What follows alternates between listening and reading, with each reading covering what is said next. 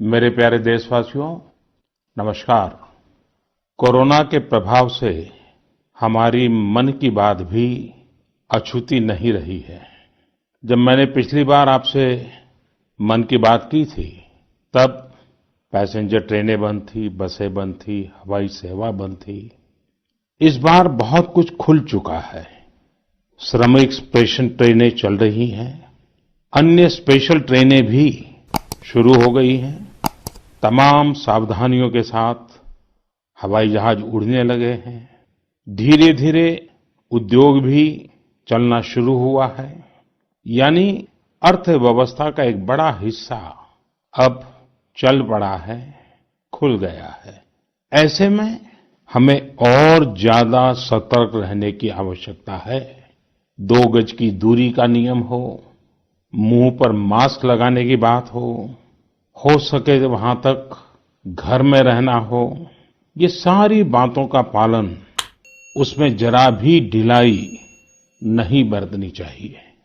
देश में सबके सामूहिक प्रयासों से कोरोना के खिलाफ लड़ाई बहुत मजबूती से लड़ी जा रही है। जब हम दुनिया की तरफ देखते हैं तो हमें अनुभव होता है कि वास्तव में भारतवासियों की उपलब्धि कितनी बड़ी है। हमारी जनसंख्या ज्यादातर देशों से कई गुना ज्यादा है। हमारे देश में चुनौतियां भी भिन्न प्रकार की हैं, लेकिन फिर भी हमारे देश में कोरोना उतनी तेजी से नहीं फैल पाया जितना दुनिया के अन्य देशों में फैला।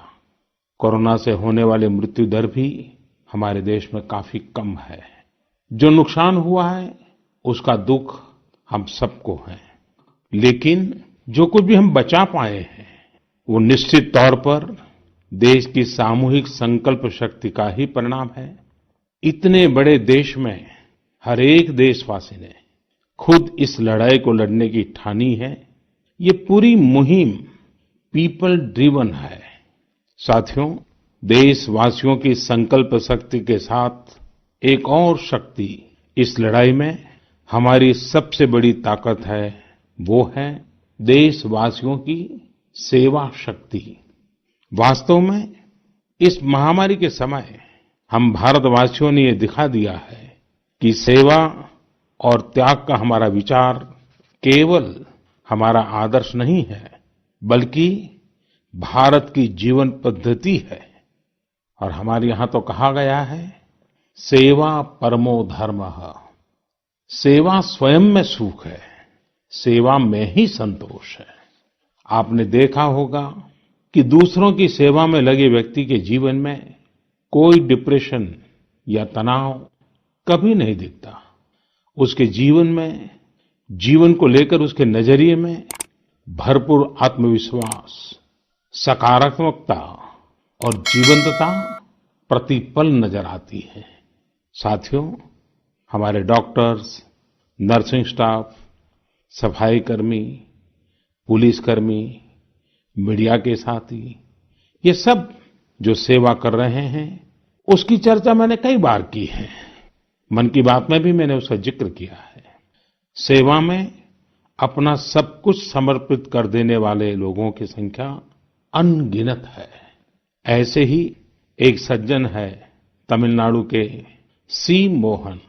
सी मोहन जी मदुरै में एक सैलून चलाते हैं। अपनी मेहनत की कमाई से इन्होंने अपनी बेटी की पढ़ाई के लिए 5 लाख रुपए बचाए थे, लेकिन इन्होंने ये पूरी राशि इस समय जरूरतमंदों, गरीबों की सेवा के लिए खर्च कर दी। इसी तरह अगरतला में ठेला चलाकर जीवन यापन करने वाले गौतम दास जी अपनी रोजमर्रा की कमाई की बचत में से हर रोज दाल चावल खरीदकर जरूरतमंदों को खाना खिला रहे हैं। पंजाब के पठानकोट से भी एक ऐसा ही उदाहरण मुझे पता चला। यहाँ दिव्यांग भाई राजू ने दूसरों की मदद से जोड़ी गई छोटी सी पूंजी से 3000 से अधिक मास्क बनवाकर लोगों में बांटे। भाई राजू ने इस मुश्किल समय में करीब 100 परिवारों के लिए खाने का राशन भी जुटाया। देश के सभी इलाकों से विमेन सेल्फ हेल्प ग्रुप के परिश्रम की भी अनगिनत कहानियां इन दिनों हमारे सामने आ रही है। गांवों में, छोटे कस्बों में हमारी बहनें, बेटियां हर दिन हजारों की संख्या में मास्क बना रही हैं। तमाम सामाजिक संस्थाएं भी इस काम में इनका सहयोग कर रही हैं। साथियों, ऐसे कितने ही उदाहरण हर दिन दिखाई और सुनाई पड़ रहे हैं। कितने ही लोग खुद भी मुझे नमो ऐप और अन्य माध्यमों के जरिए अपने प्रयासों के बारे में बता रहे हैं। कई बार समय की कमी के चलते मैं बहुत से लोगों का, बहुत से संगठनों का, बहुत सी संस्थाओं का नाम नहीं ले पाता हूँ।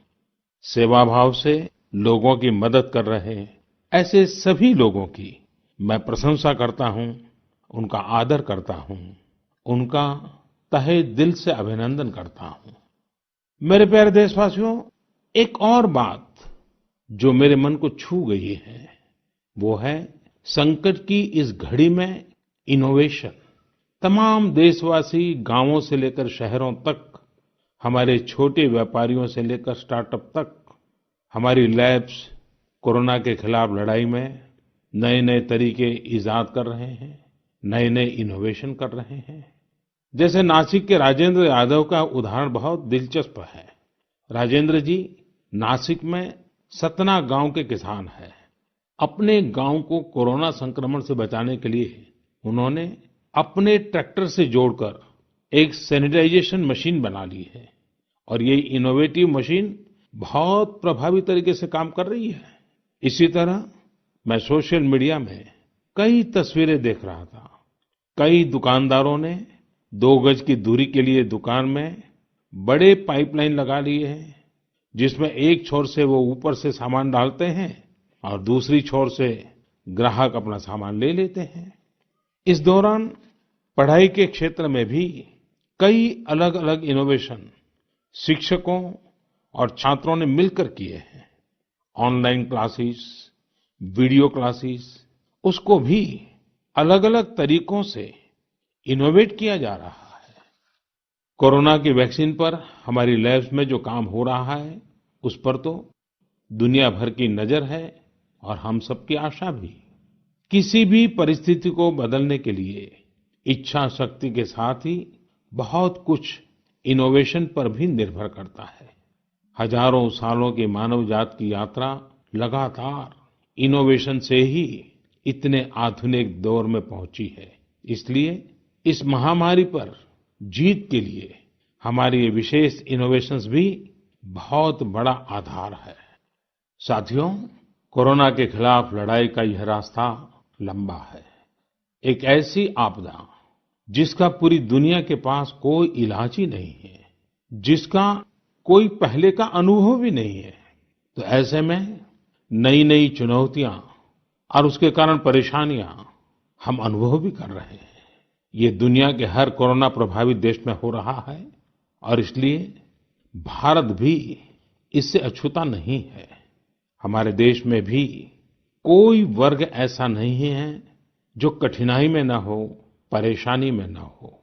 और इस संकट की सबसे बड़ी चोट अगर किसी पर पड़ी है तो हमारे गरीब, मजदूर, श्रमिक वर्ग पर पड़ी है। उनकी तकलीफ, उनका दर्द, उनकी पीड़ा शब्दों में नहीं कही जा सकती। हम में से कौन ऐसा होगा जो उनकी और उनके परिवार की तकलीफों को अनुभव न कर रहा हो। हम सब मिलकर इस तकलीफ को, इस पीड़ा को बांटने का प्रयास कर रहे हैं। पूरा देश प्रयास कर रहा है। हमारे रेलवे के साथी दिन रात लगे हुए हैं।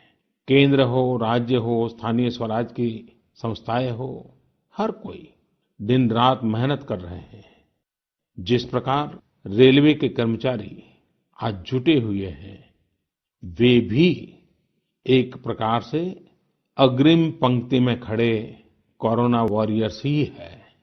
लाखों श्रमिकों को ट्रेनों से और बसों से सुरक्षित ले जाना, उनके खाने पीने की चिंता करना, हर जिले में क्वारंटाइन केंद्रों की व्यवस्था करना, सभी की टेस्टिंग, चेकअप उपचार की व्यवस्था करना, ये सब काम लगातार चल रहे हैं और बहुत बड़ी मात्रा में चल रहे हैं।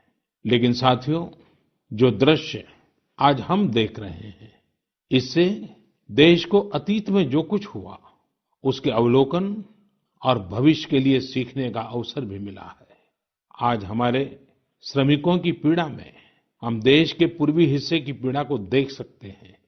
जिस पूर्वी हिस्से में देश का ग्रोथ इंजन बनने की क्षमता है, जिसके श्रमिकों के बाहुबल में देश को नई ऊंचाई पर ले जाने का सामर्थ्य है, उस पूर्वी हिस्से का विकास बहुत आवश्यक है। पूर्वी भारत के विकास से ही देश का संतुलित आर्थिक विकास संभव है। देश ने जब मुझे सेवा का अवसर दिया, तभी से हमने पूर्वी भारत के विकास को प्राथमिकता दी है।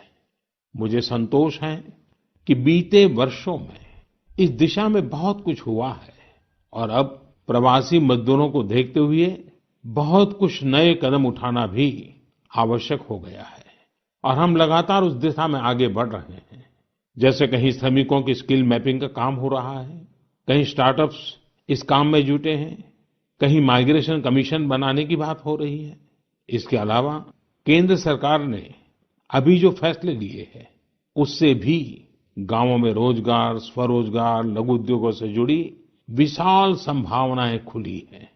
ये फैसले इन स्थितियों के समाधान के लिए हैं, आत्मनिर्भर भारत के लिए हैं। अगर हमारे गांव आत्मनिर्भर होते, हमारे कस्बे, हमारे जिले, हमारे राज्य आत्मनिर्भर होते, तो अनेक समस्याओं ने वो रूप नहीं लिया होता जिस रूप में वो आज हमारे सामने खड़ी है। लेकिन अंधेरे से रोशनी की ओर बढ़ना मानव स्वभाव है। तमाम चुनौतियों के बीच मुझे खुशी है कि आत्मनिर्भर भारत पर आज देश में व्यापक मंथन शुरू हुआ है। लोगों ने अब इसे अपना अभियान बनाना शुरू किया है।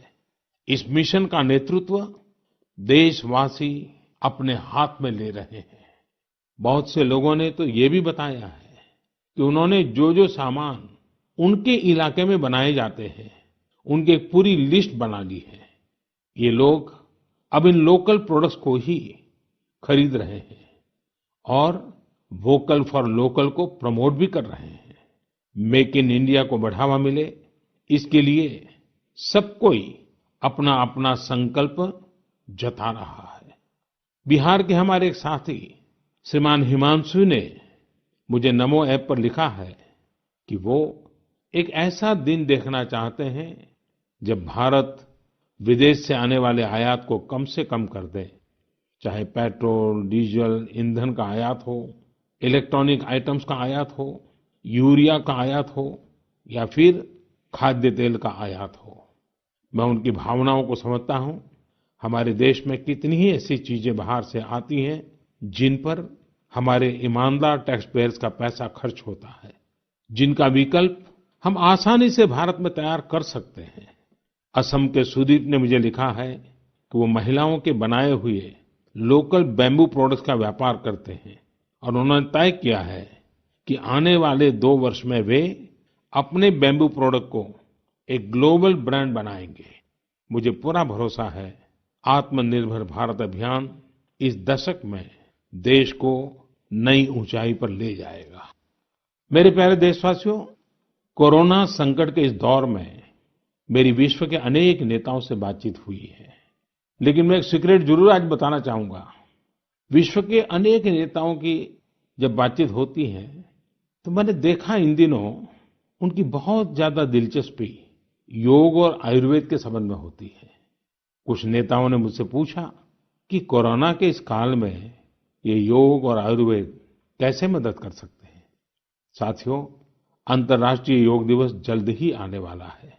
योग जैसे जैसे लोगों के जीवन से जुड़ रहा है, लोगों में अपने स्वास्थ्य को लेकर जागरूकता भी लगातार बढ़ रही है। अभी कोरोना संकट के दौरान भी ये देखा जा रहा है कि हॉलीवुड से हरिद्वार तक घर में रहते हुए लोग योग पर बहुत गंभीरता से ध्यान दे रहे हैं। हर जगह लोगों ने योग और उसके साथ साथ आयुर्वेद के बारे में और ज्यादा जानना चाहा है। उसे अपनाना चाहा है। कितने ही लोग जिन्होंने कभी योग नहीं किया, वे भी या तो ऑनलाइन योग क्लास से जुड़ गए हैं या फिर ऑनलाइन वीडियो के माध्यम से भी योग सीख रहे हैं। सही में योग कम्युनिटी, इम्यूनिटी और यूनिटी सबके लिए अच्छा है।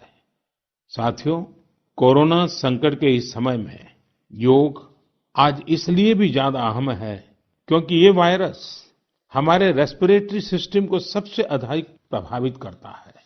योग में तो रेस्पिरेटरी सिस्टम को मजबूत करने वाले कई तरह के प्राणायाम है, जिनका असर हम लंबे समय से देखते आ रहे हैं।